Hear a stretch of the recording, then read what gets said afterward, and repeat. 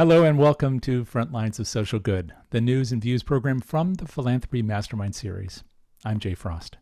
Before we begin today, I want to thank our sponsor, Evertrue, a philanthropy-first intelligence platform that helps fundraising teams turn data into action and build real donor relationships, working with nonprofits, healthcare organizations, and educational institutions across the country. We begin today with a look at some of the biggest stories shaping philanthropy and the nonprofit sector, and then we turn to two important conversations. First, Dr. Jacqueline Bouvier Copeland, founder of Black Philanthropy Month, Reunity, Black Women Give Back, the WISE Fund, and AGAPE, a global and Pan-African and philanthropic economy, joins us to discuss Black Philanthropy Month, the history and growing influence of Black giving, and the future of Black philanthropy. And then I will speak with Scott Curran, founder and CEO of Beyond Advisors, former General Counsel of the Clinton Foundation, and author of the new book, Better Good, who will show how individuals and organizations can turn good intentions into meaningful impact and make better use of the time, talent, and treasure and other resources that they already have.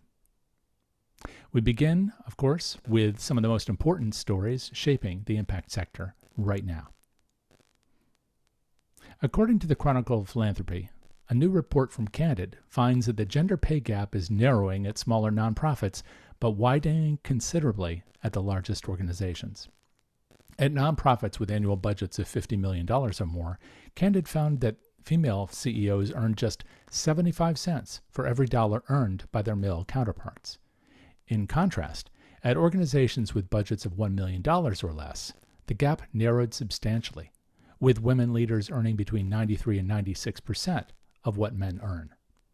Candid also documented a significant leadership discrepancy. Women accounted for 58% of executives at nonprofits with budgets of $250,000 or less, but only 31% at organizations with budgets of $50 million or more. Board leadership also showed gender preferences. Candid found that men continue to outnumber women on the boards of nonprofits with budgets above $1 million, and that women serve on large nonprofit boards are less likely than men to hold positions on committees overseeing executive searches and compensation. The Associated Press reports that changing economics of college sports are leading some universities to create a new kind of nonprofit designed to generate revenue for their athletic programs. The University of Louisville, for example, launched Cardinal Ventures this spring to develop revenue from multimedia deals, hospitality, concerts, sponsorships, and other commercial activity. Kentucky already has a revenue-raising nonprofit, while North Carolina and LSU are among the universities considering similar structures. This all stems from a significant increase in costs. Experts told AP that major athletic programs may now spend more than $40 million a year on talent acquisition, revenue sharing, and related costs. Virginia Tech recently announced a $75 million commitment intended in part to launch Hokie Ventures, while a $401 million gift to Michigan State included an investment in its own Spartan Ventures. In the nation's capital, a new court filing has raised the possibility that one of the nation's most important cultural institutions could be demolished by the Trump administration. According to the Associated Press and the Washington Post, Justice Department attorneys representing the Kennedy Center are arguing that the building could ultimately have to be torn down if its planned rehabilitation does not move forward as they plan. The Kennedy Center Board has approved a plan to close the main building for approximately 2 years while it undergoes roughly $250 million in renovations. Congress has already appropriated $257 million for repairs, including work on structural problems, heating and cooling systems, electrical equipment, plumbing, elevators, fire safety, and the center's main performance spaces. But the renovation has now become entangled with a continuing legal fight over efforts by the Trump-appointed board to put President Trump's name on the building. Justice Department lawyers argue that preventing the center from recognizing Trump could cause donors to withdraw support, stopping the rehabilitation and leaving what they describe as a deteriorating building to continue toward physical and financial collapse. In that circumstance, they said, the Kennedy Center might eventually have to be torn down and possibly replaced by something less elaborate, such as an outdoor amphitheater overlooking the Potomac. The administration's argument comes as the Washington Post reports that ticket sales and fundraising actually plunged after Trump and his allies took control of the institution and his name was added temporarily to the building. Yesterday, the world lost one of its most recognizable entertainers and one of its most remarkable philanthropists, Dolly Parton. Over a career spanning 7 decades, Parton wrote over 3,000 songs, sold more than 100 million records, and became one of the most successful songwriters and performers in American music. Her philanthropic legacy was equally impressive and impactful. Inspired by her father, who could not read or write, Parton founded Dolly Parton's Imagination Library in 1995 to provide free books to young children. As of this June, the program had distributed more than 325 million books across the United States, Canada, the United Kingdom, Australia, and Ireland, and was sending out more than 3.5 million free books every month. Parton also donated $1 million to Vanderbilt University Medical Center for COVID-19 research that helped provide support for development of the Moderna vaccine. And after devastating wildfires struck her native East Tennessee in 2016, Parton and the Dollywood Foundation created the My People Fund. The effort ultimately distributed $8.9 million directly to families whose homes were destroyed and committed another $3 million to longer-term recovery.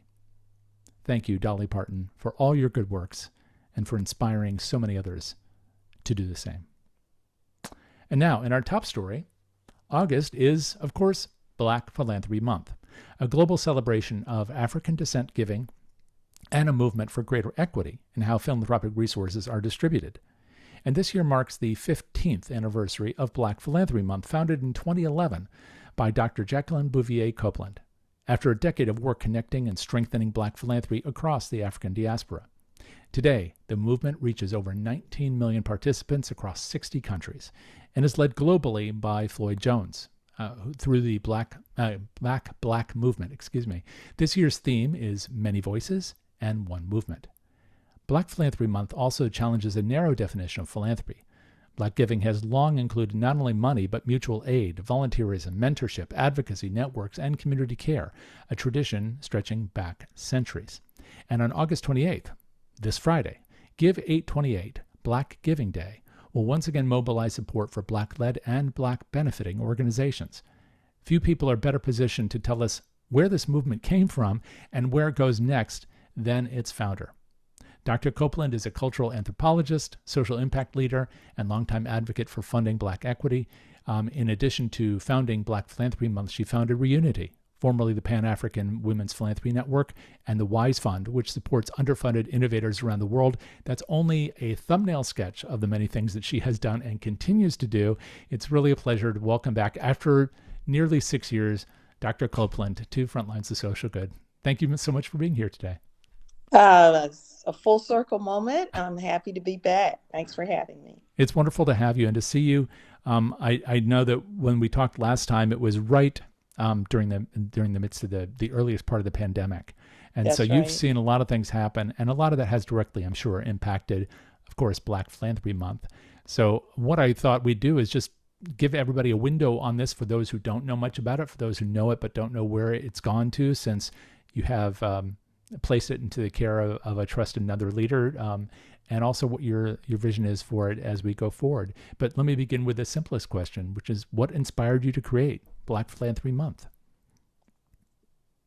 Good question. Multiple factors. About 26 years ago, actually, Black Philanthropy Month is more than a generation old. I've been working in the field of philanthropy with all kinds of foundations, community organizations across the world, and also doing social finance in many countries. And in the mid 1990s, I was living in Minnesota and working on several projects.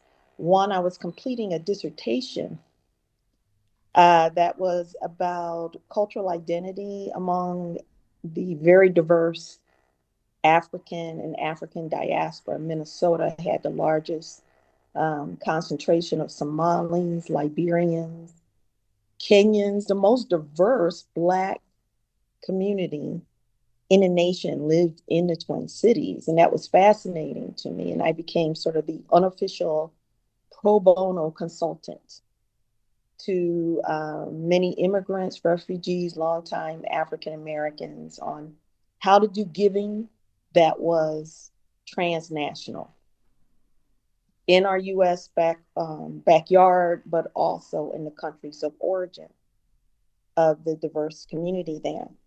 And I became exposed to these amazingly creative philanthropy and social finance practices, sometimes among people who were unbanked.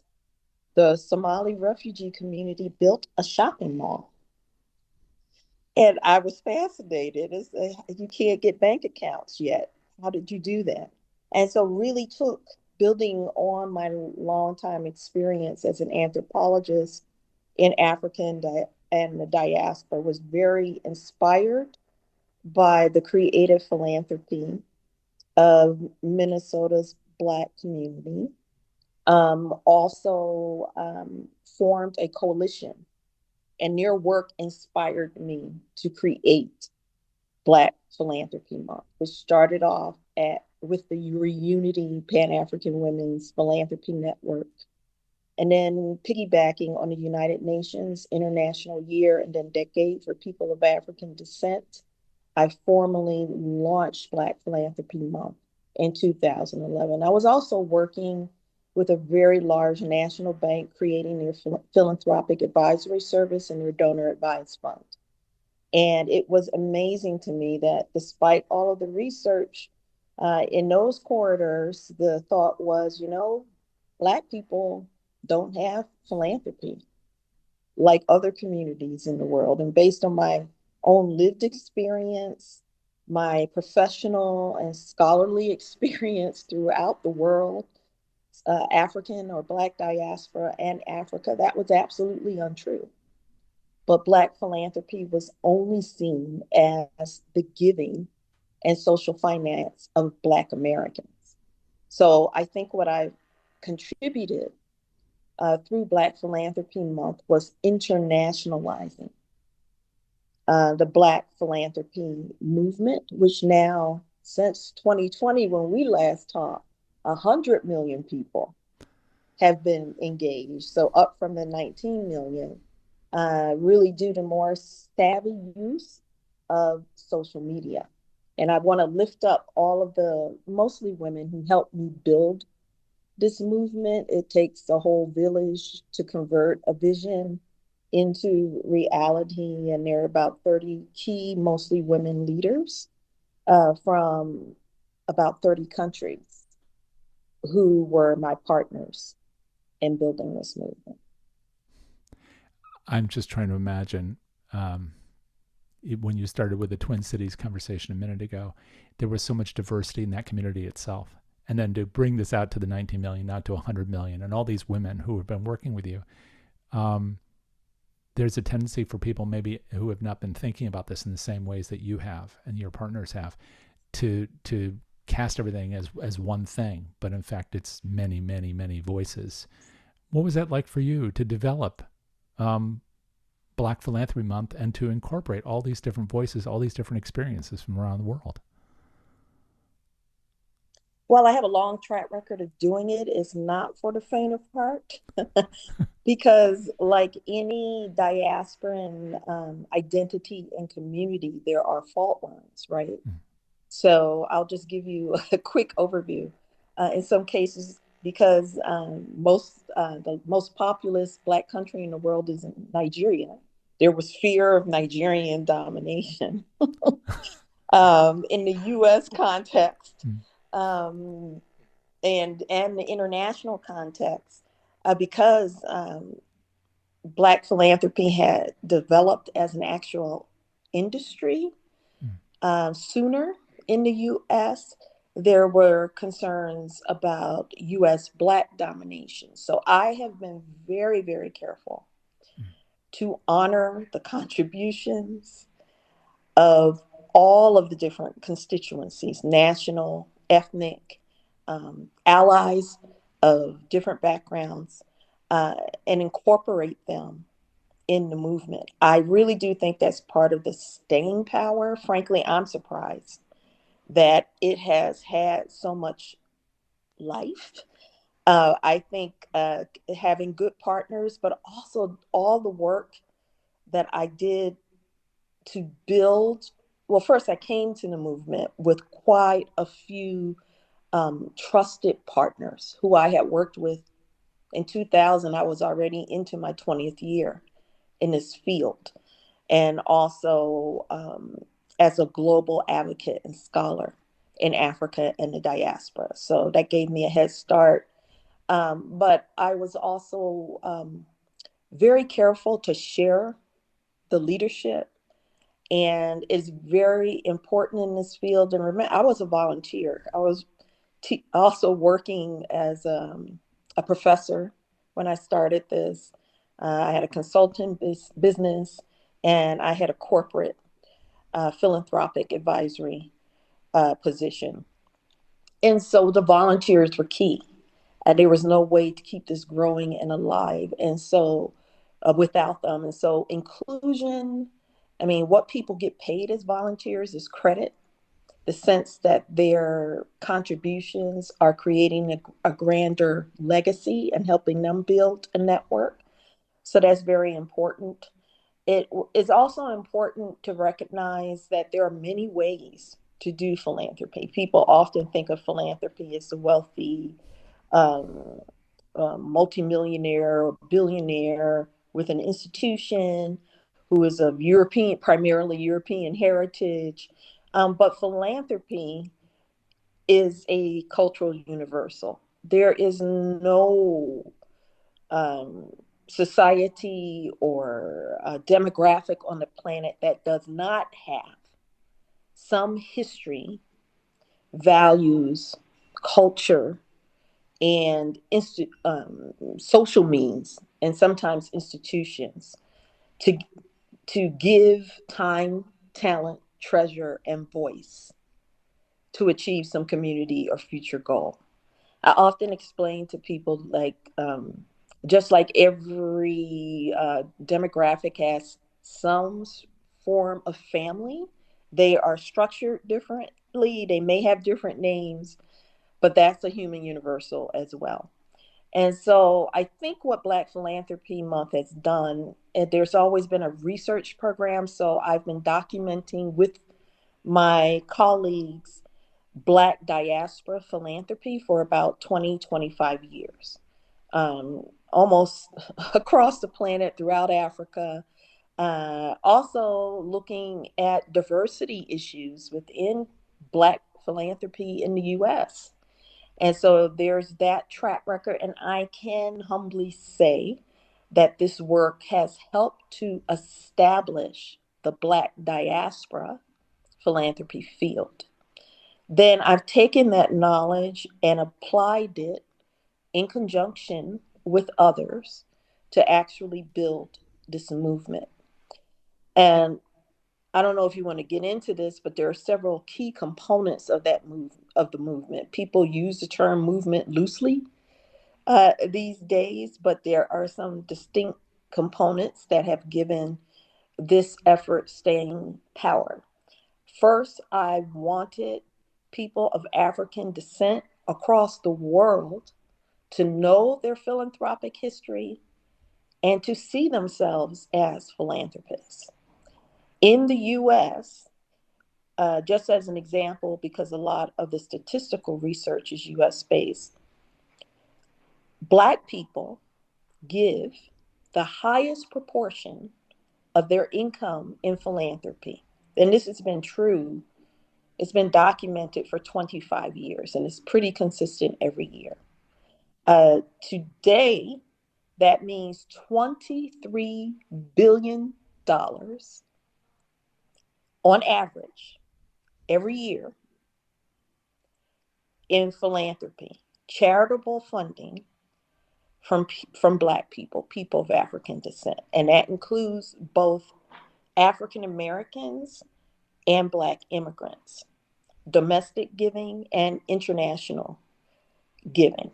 That's astounding for a community that's typically stereotyped inaccurately as poor and the world's recipients of support. And so that was the first effort. A primary goal is to empower people of African descent, whatever their ethnicity or national origin or wealth status, to recognize that we too are philanthropists. Call it givers or whatever you want, but we give and at a significant level, and it is a shared and defining component of our culture. We have many ways Right. of describing it. To whom much is given, much is expected. Those are all philanthropic values and philosophies. Secondly, I wanted, just like any community, European descendants, Asians, as I mentioned, there are quite a few conflicts. And I wanted us to be able to come together around the concept of love for humanity, which is essentially what philanthropy is, based on the Greek root of philanthropos. Uh, Love of humanity, including love of self and Black people. And for many, that's a radical concept because, and in my old age, I've gotten very frank. There is a countervailing narrative based on hatred of Afro descendant people. And that's simply a social fact, a historical fact. This whole notion that we are somehow the most inferior variety of humanity, of lower intelligence, more innate criminality, all of which, and that we are the beggars of the planet, all of which are absolutely untrue with a even cursory understanding of our history and our giving. And so this whole notion of philanthropy and being a philanthropist also says that we are agents of our own destiny, that we contribute to broader society, that our giving is an engine of history, from the Underground Railroad to the Civil Rights Movement, to contemporary social movements that are based on, for example, the Black American or the anti apartheid model. We innovate, we are innovators, we are givers, and we are active agents for good for the entire world and planet.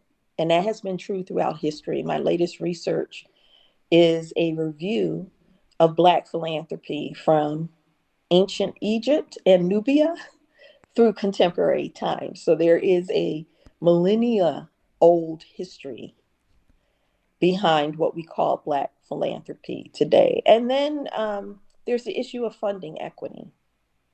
It really doesn't matter what Black community you look at in the world, and I'll just use US examples. Whether we're looking at philanthropic funding or venture funding for our businesses, we get 2% or less of mainstream funding from foundations and venture funders. And many of us feel the early numbers indicate that those levels may actually be going down with, and I'm just going to call it as I see it, the neo racist anti DEI movement, which is being used as a justification for not funding Black communities in some circles. I work throughout the world, and it is having a dramatic impact on whole countries. I'll just say Brazil, where the Black philanthropy movement has taken off, where the early signs are that many Black led nonprofits are being told by their corporate donors from the US that they no longer fund in Brazil because of their new DEI policies. And so that's basically saying an entire country, because of history, that is 56% Black may be largely ineligible for funding just because of their demographic. So another message of Black Philanthropy Month is being Black is not a crime. We're just a variety of an equal humanity with a desire to give and make a better world and support our communities, which is a human universal and a basic right to give that all people should have. So we're working on funding equity as well, calling out the challenges that have always existed to some extent, but are being exacerbated in the current domestic and international anti-DEI, anti-Black policy environment. I can't thank you enough for the breadth of that answer. And someone, in fact, mentioned in the chat, we don't usually address on this show the chat, but someone else was remarking on that, and I just had to add that as well. Thank you. Addressed several things that I was going to ask you about, and you did so eloquently.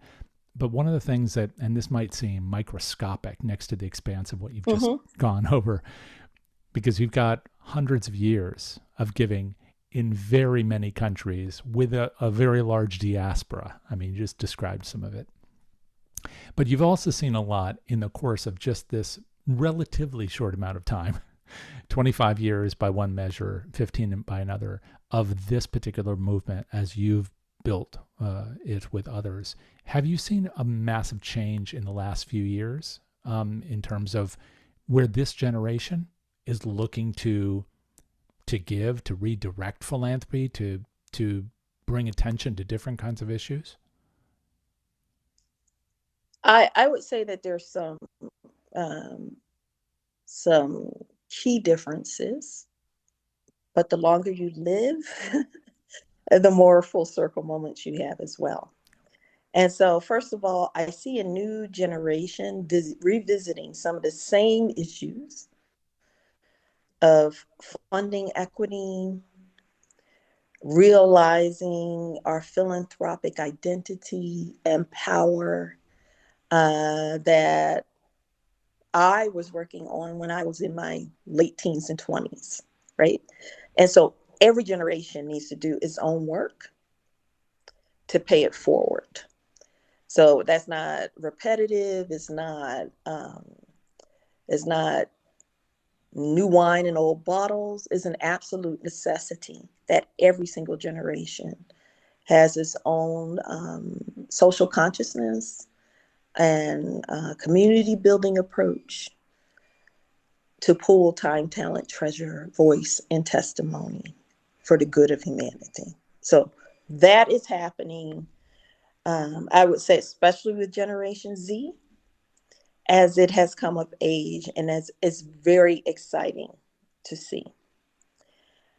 The major change that I have seen, two major changes, is as there's the heart of philanthropy, on one hand, giving for good as a innate human desire that has existed throughout time, often driven by some form of faith.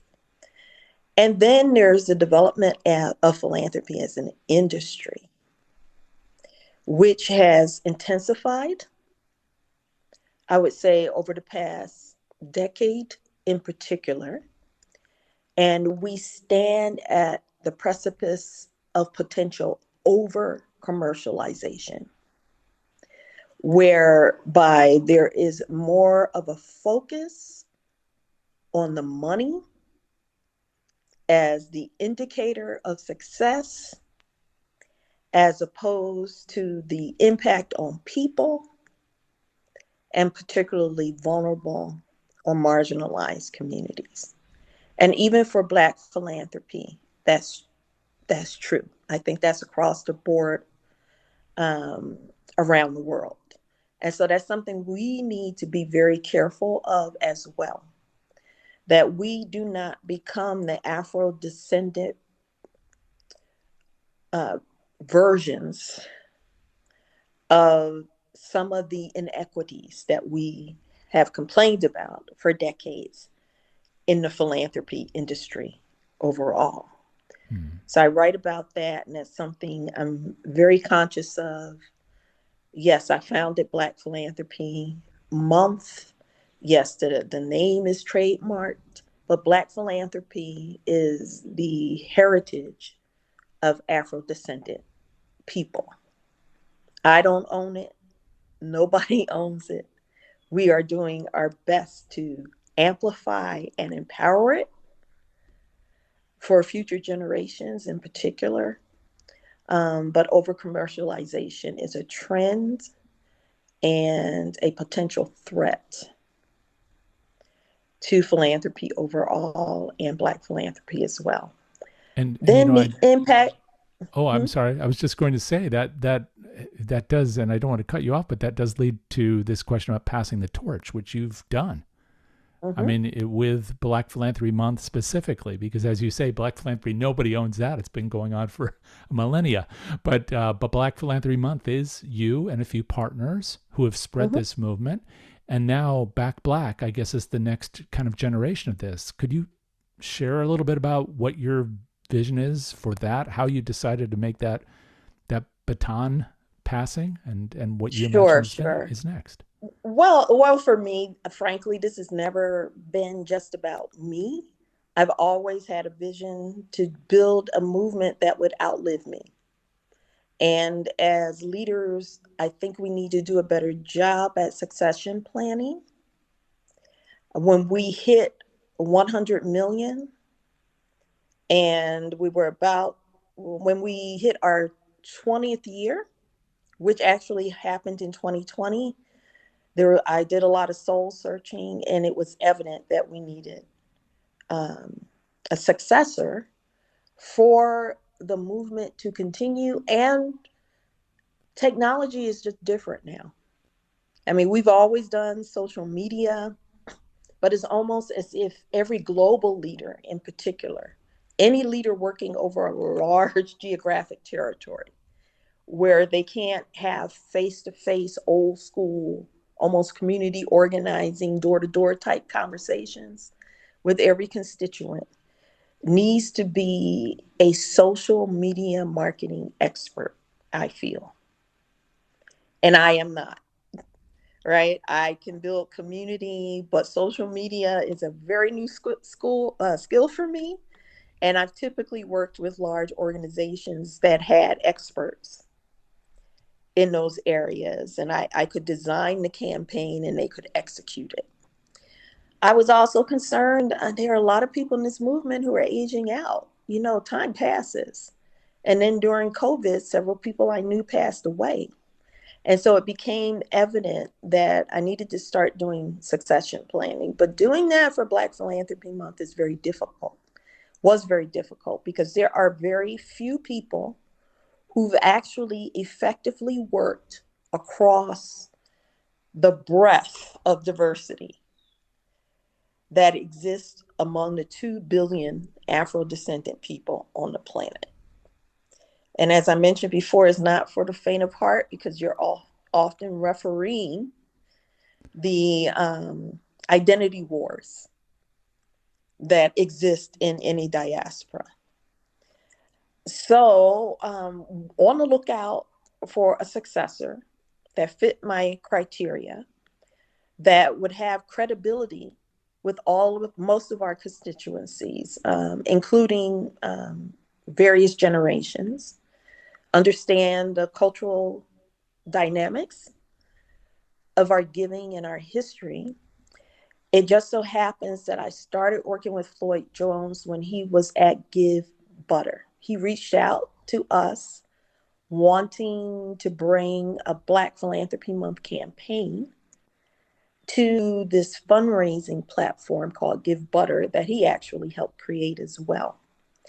And so we did a collaboration in 2023 to engage Give Butter in Black Philanthropy Month. And then through that, I realized that the universe had presented my successor, that he had the cultural knowledge, the networks, the Gen Z credentials and perspective, and the social media marketing chops to take this amazing 60 country, 100 million person movement to the next level. I am, of course, the founder, but I'm also chair emeritus. Through the Women Invested to Save Earth Fund, I continue to do work, especially on the international front, with our various constituencies across the world and the leadership of, for example, philanthropy and Black philanthropy in Brazil. We also are developing in Colombia, the UK, various African countries. So I spend a lot of time on that work. Also, the Caribbean. Also, continue to do research, documenting the past, present, and future of Black Philanthropy Month and Black philanthropy overall, and disseminating it in such a way that it can be easily adapted in various countries and cultural contexts. I, in 2021, started testing a model that I call a global and Pan-African philanthropic economy to convert the massive Black Philanthropy Month network into an actual funding platform. And so Floyd and I are talking about how to do that work in collaboration, so that we are actually bringing or facilitating access to new funding in this era of retrenchment in funding Black communities throughout the US and worldwide. I've also integrated my background as an artist and a faith-based leader more explicitly into my philanthropy work. Remember, from our cultural perspective, philanthropy is not just about money, it's about giving time, talent, treasure, voice, testimony, and more to make a better world, including Black people. And I have been a singer-songwriter for about, well, all my life. Got quote discovered during COVID, and fast forward have done 4 albums and 35 songs that have been released under the Wise Fund, which now has a Music for Change program called Soul Fusion. And so I've been taking that internationally, to share music, Afro music from my heritage and my diverse global experiences as almost a healing and social justice art. If you remember, every movement has a soundtrack, right? And so I am doing my part to create a soundtrack of love for humanity rooted in my Afro cultural experience and heritage.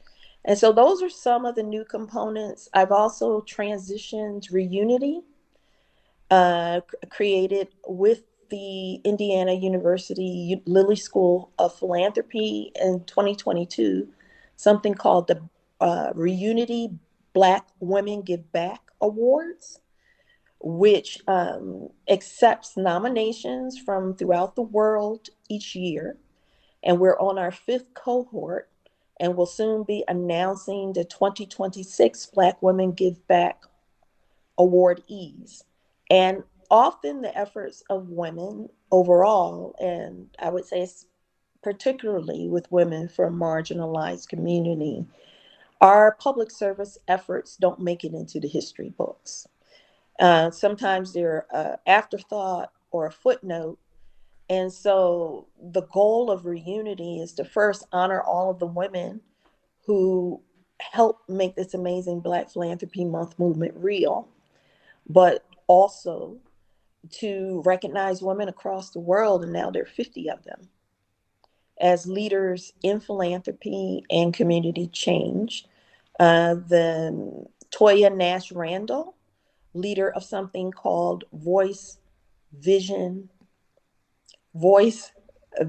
and Value, Black Women Leading Philanthropy, a initiative she created, which was initially focused on the U.S., has now taken on Reunity, and Black women give back.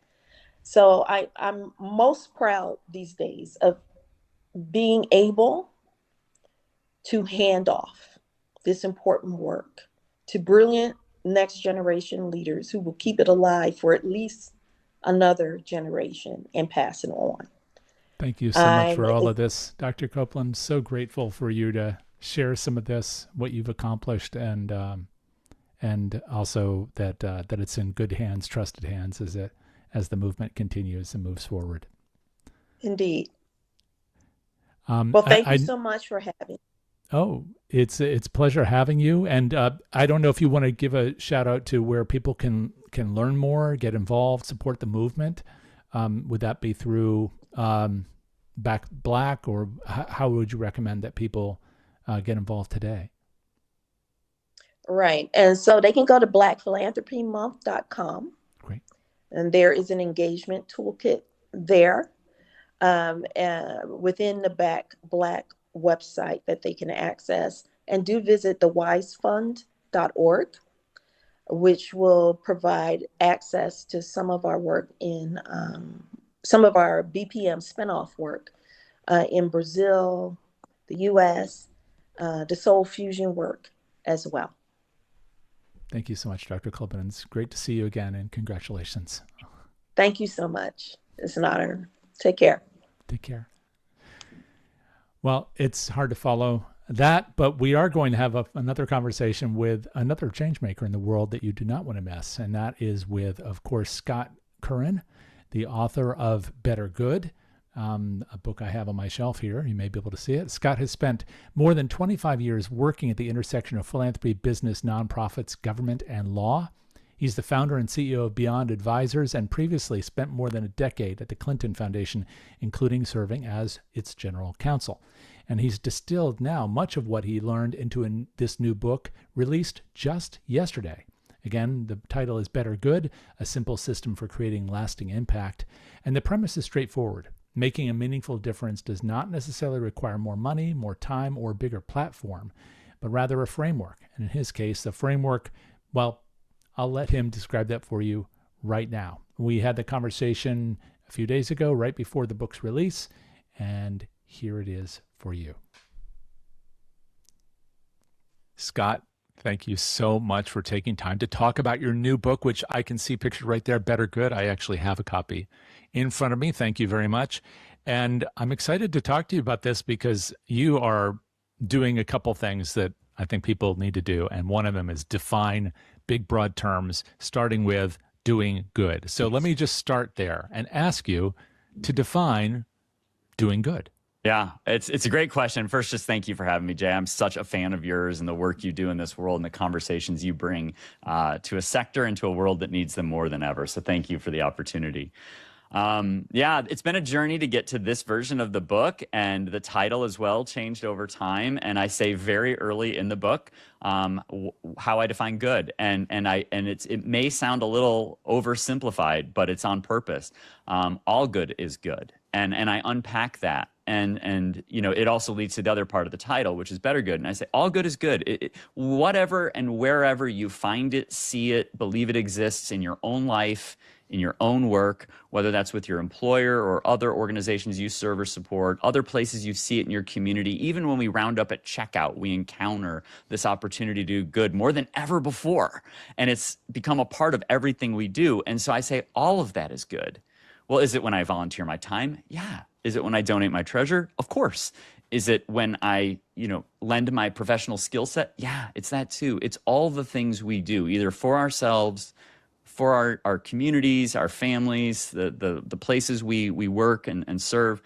All good is good, and the world needs everybody's good more than ever. And our individual efforts matter actually a lot more than the things that make the headlines. So I try to offer a very inclusive, very expansive version of good. And when somebody says, yeah, but what about, and they give an example of take your pick, right? A seemingly insignificant move or measure, or greenwashing or performative corporate PR good or whatever it is. I was like, right. And that's why we're going to use the word better in front of that good, is that we're all capable. And the others that we see in the world who we might take some issue with or be skeptical about have an opportunity to do it better. So that's the conversation I'm hoping to have, and that's the definition I start with in the book as well. I didn't expect to ask this, but why is it important to define these things? Why do we even need to tell people what doing good or what better good is? Yeah, great question. And I love it.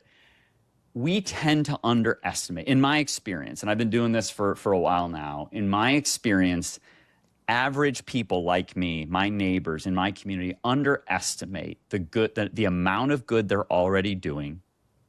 They overlook the additional good they're immediately capable of with no additional resources. Like right now, in this moment, as people are listening to this, all of us are likely underestimating what else we are capable of doing or doing better.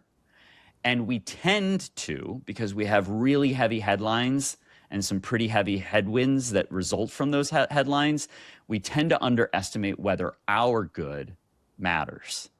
And it really does. And the data supports this, that despite headlines that feature and fancy, big names doing big grand gestures or writing novelty-sized checks, it turns out that most of the good that gets done in this world across all dimensions of it is done daily by us as individuals.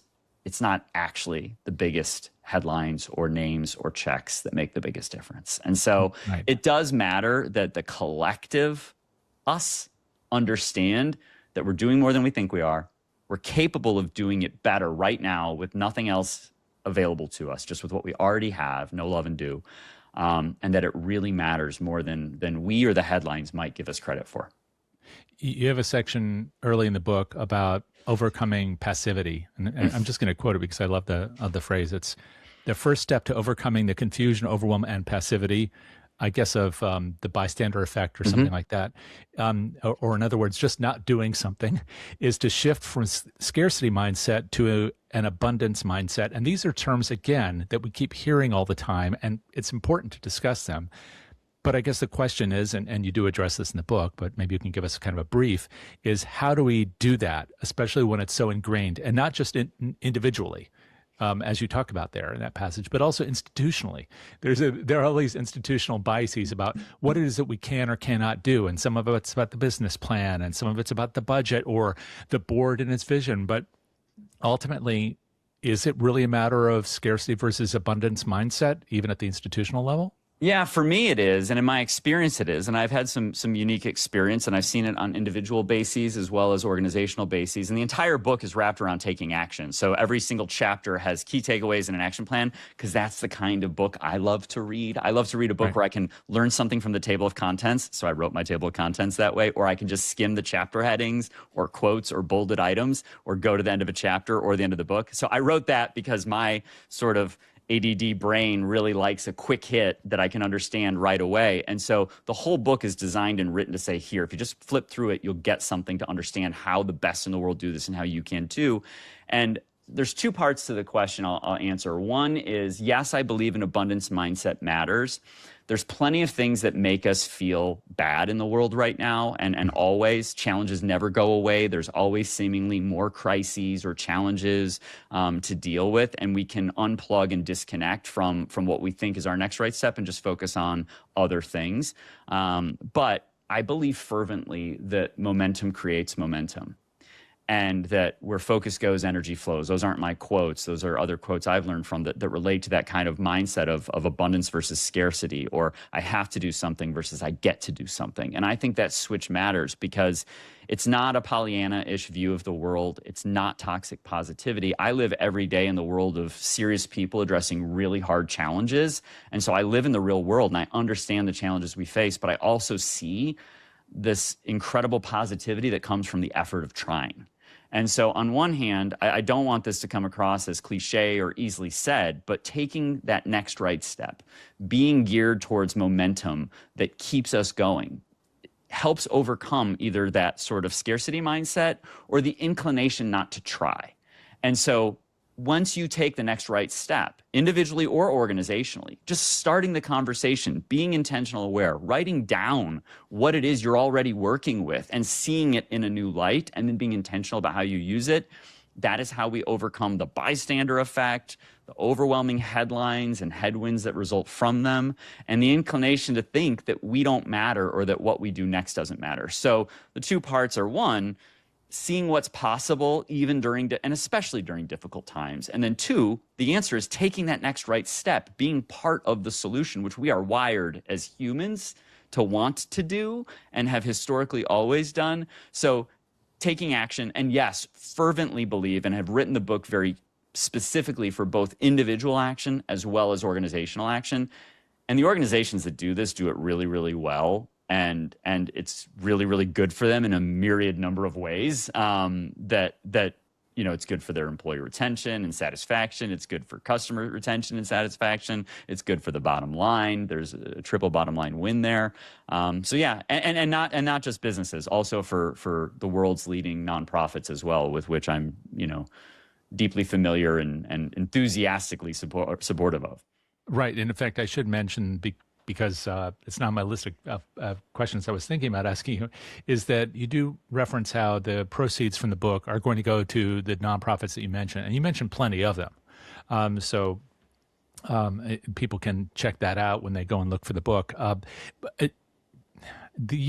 By talking about this in this way, you got to another question, which is, why write this? I mean, you've been working with people who are committed.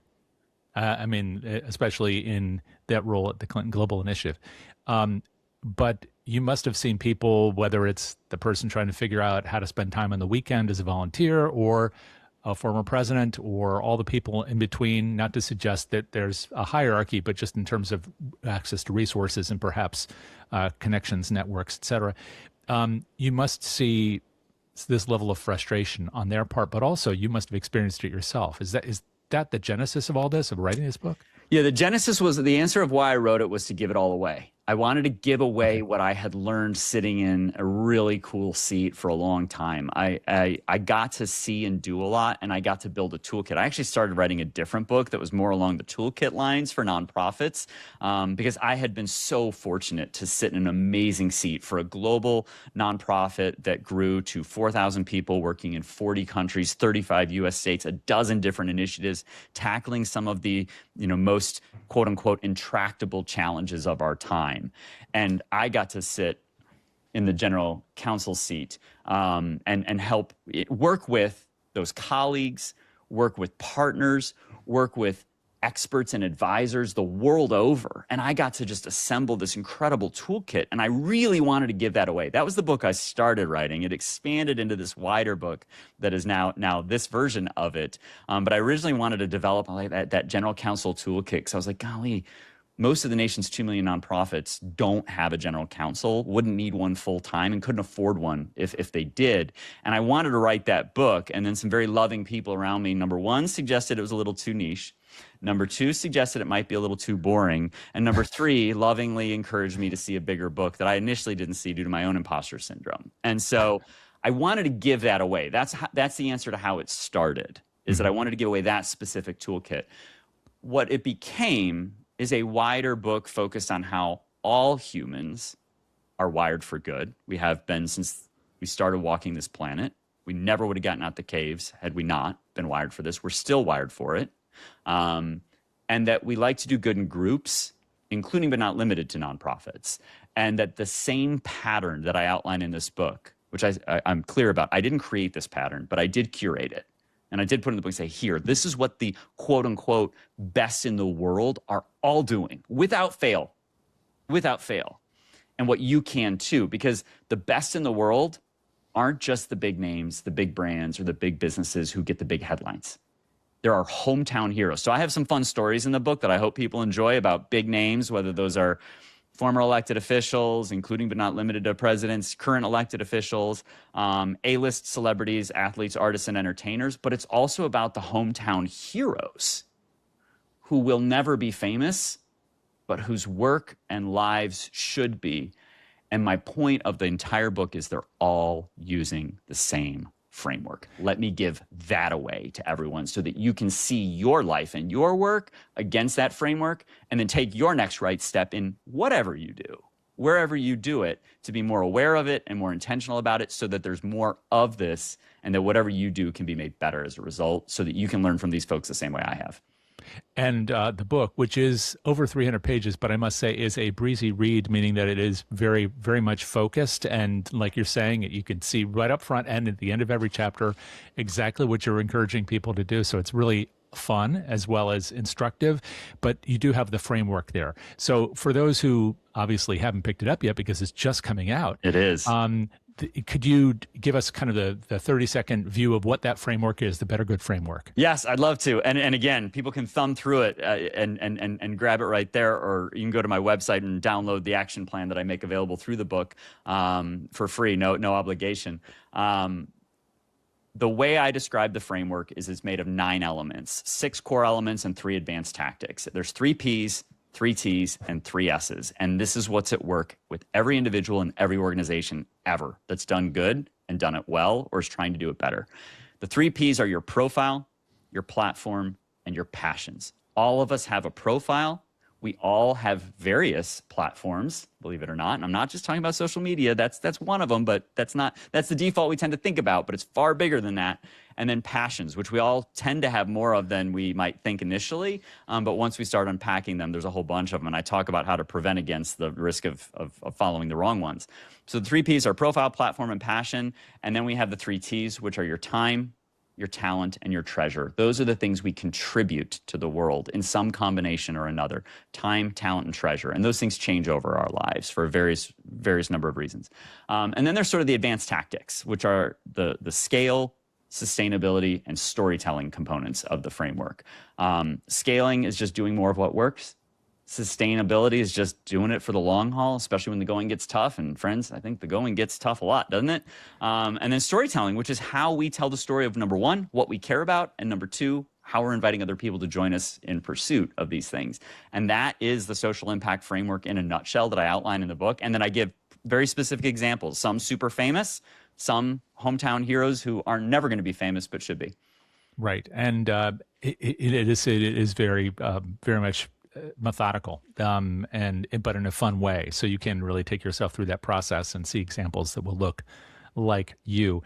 And I know that it's always dangerous to take something out of an equation because then the math ends up not working exactly right. But for the sake of brevity, this issue about passion, which is so important, but is only one element, also pairs a little bit with scale. And you and I chatted about this offline, and that's that you have a conversation there with Jose Andres, who is, of course, the man behind World Central Kitchen, working with many, many people who are also applying their own passions, talents, treasure, et cetera, to the purpose. He does not do it alone, but he is a visionary. But you have a conversation with him outside, I guess, off the stage or of the initiative and CGI, and he said, you asked him a very pointed question about passion and about the ability to scale it. And he gave you a great 3-minute, I think, response about his journey, which is, I'm sure, was fantastic, but he didn't really answer the scaling question. So my question for you, and I don't know how you can answer this quickly, is when, especially organizations who might be listening to this or watching this, think about how important passion is among their leaders, among their staff, the board, but also they're thinking about how do we grow and how do we grow in responsible ways? How do we bring in the money we have, can have more impact? That's a matter of scaling. So as you think about this now, especially after having written this and witnessed all these things, how do you get those two things to agree, to find the passion markers, but then to find a plan for scaling? Right. Well, it's a wonderful question. It's the right combination. And I ran into Jose randomly and unexpectedly in an atypically quiet hallway, and we just sort of wound up face to face with each other, and I asked him the question of how he scales, right? Because when you're serving people food in times of disaster, that's hard to scale because there's more and more disasters. You pick your type of disaster. Every day in the news, there seems to be more, natural disasters. There's geopolitical strife and conflict. There's persistent poverty. There's war. And he's trying to feed everybody everywhere. And so I've always had this itchy question in my head of like, Jose, how do you scale? And we literally just I ran around the corner and it was me and Jose. And I was like, hey, Jose. And he sort of smiled and nodded at me, like inviting a hello. Or I was like, hey, Jose, quick question. How do you scale? And the spoiler alert, and I unpacked this a little bit more. I didn't get an answer to the scale question. I got a passionate sermon for a congregation of one. I was like, golly, I don't even think it matters what the answer to scale is. This guy is just so driven and so deeply passionate. I was like, sometimes that's enough. And that goes to the point I make, and this is the answer to your question, which is, we have lots of passions. A lot of people have different passions. Other people's passions are not mine. What about when market conditions change or times change? And that's where I encourage people when it comes to inventorying the things you are passionate about, including your organization. What is at the core of our Goldilocks zone? What is at the center of our Goldilocks zone? And I define the Goldilocks zone. I use a space term because I'm a 4-time space camper, huge nerd, proudly. But the Goldilocks zone is where your passion and your proficiency overlap, where you love doing the thing you're doing for the cause you're doing it for. And that's where you can keep going when the time gets tough. And that's where you'll dedicate your efforts the hardest and the longest, despite changing times and headlines or headwinds. And so when you're in your Goldilocks zone, that is the passion that you should focus on most if you're picking. And then as far as how we do it at scale, the key there, especially for organizations, is to be constantly attentive to, aware and alert about, what is that for us as an organization? What is not just sort of a fleeting interest or a flash in the pan or perhaps even just a founder-driven interest, but what is the one that sustains over time that we can scale uniquely well? And so if you're focused on that core Goldilocks zone, and willing to find it organizationally, which is totally possible. And there's so many examples of this. And if you really focus on that, but are flexible about the ways in which you bring your organizational efforts to bear and use that platform for that purpose over time, it will scale long-term. And whether or not World Central Kitchen will outlast Jose Andres' passion, and is the same question that lots of founder-driven and founder-focused organizations have to contend with. And I've worked with a bunch of them, and you get all kinds of questions about legacy and sustainability. But if you really focus on what is uniquely yours to give, what truly drives your personal and organizational passions the most, and what you can uniquely contribute to it, which Jose has done a masterful job of individually and through World Central Kitchen, and learning from and evolving over time, you will protect that core and give yourself something to continue to work with over time. So it can be more complicated than that. It's easy to be more complicated than that. But in my experience, the ones who do it the best, it's not overcomplicated than that. I'm so glad you mentioned this Goldilocks zone concept in the book. And one of the questions I had in reading about that earlier was, because I imagine other people would interrogate the concept, that they might say, sure, well, you're just starting from a place of comfort and you might stay there. But as you just said, you're a 4-time, camper from Space Camp. So the whole point there is to prepare to launch in one way or another, see where the rocket can go. And I wondered when I was reading about this, is the Goldilocks zone a place from which you are comfortable at the intersection, or are you starting there? Is that the launching pad so you can grow and evolve yourself in your journey of doing better good? It may be both. It may be both. And I talk about that, right? Because sometimes like, I'm super passionate about this cause. And there's lots of examples of this, right? A family member gets afflicted with the disease, so we run a 5K for that, or we buy a wristband, or I talk about Live Strong and that cultural phenomenon, which has resulted in lots of awareness wristbands. And over time, though, if it is not central to us or our Goldilocks zone of passion, it may fade. And those bracelets find their way into a drawer or keepsake box or whatever. That's a good example of something that was maybe there for a time, but not forever. But what is uniquely yours to give? It's that second piece of it. It's what am I passionate about? And we all have lots of things we're passionate about. Rightfully so. We humans are complex and dynamic, and the organizations with which we work also change over time. And I talk about that. But remaining true to not only what it is we care deeply about, but that second piece of what we are uniquely good at that we love doing. That overlay sometimes becomes the thing that scales over time, even if the causes we contribute it to change over time. So to me, the Goldilocks zone is twofold. And yes, there's a risk that we might get stuck in the thing that we either care about for a time or a season or most that maybe others aren't as invested in. And that can become a problem organizationally, but I encourage people on the personal level to lean into that, to realize that there are seasons in life where, when my kids are in elementary school, I'm all in on the PTA for the elementary school. But when they graduate, so do I. What's at the core of that Goldilocks zone? Am I giving something up? No, it's my kids. It's my community. It's the places where they live and my opportunity to contribute nearby, and that feels really great. And we can give ourselves permission to go on this journey and to ask ourselves the question, are we always doing our version of better in our efforts to do good? And that is what I'm giving people the roadmap to do, because even organizations like the Clinton Foundation and World Central Kitchen and family foundations, family offices, and corporate impact initiatives, they go through seasons too. And we've seen that in some very high profile ways in recent years, where the news drives a lot of focus and demand for attention. And then that news cycle can shift sometimes dramatically and pull attention and focus away from where it was. We can weather that when we are intentional and aware of it. Perfect. Thank you so much, Scott, for this. And congratulations on the launch. Thank you. I know this is a book people will want to read. How can they find it? How can they find out more about you and your work, too? So Better Good, the book, is everywhere books are sold, on sale August 25th. So it is out in the world now, and I'm super excited. People can find me anywhere online. My handles are usually Scott M. Curran, my first and last name with my middle initial. I'm very active on LinkedIn. I'm also on the other social channels as well. And you can find the book at my website, scottmcurran.com/book, or bettergoodbook.com. And we will have a link in the show notes as well. Thank you, Scott. Thank you, Jay.